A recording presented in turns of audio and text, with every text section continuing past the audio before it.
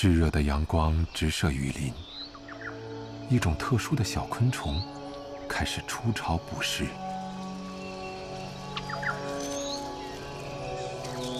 黃荊蟻是中國最兇猛的螞蟻，一旦發現獵物，它們就彼此交換信息素，把消息告訴給其他工蟻。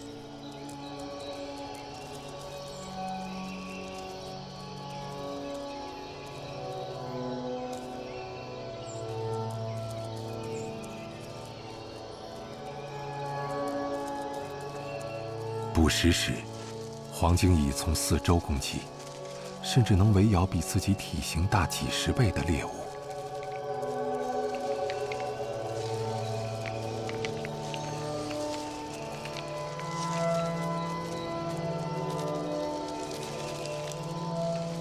黄荊蟻的這個特點，很早就被中國古人用來治理果樹上的蟲害。最近人們甚至發現，它們的排泄物可以被樹葉直接吸收，是這些植物重要的氮肥来源。自然界中，每一個物種都在某種程度上通過利他的行為来换得自身的生存。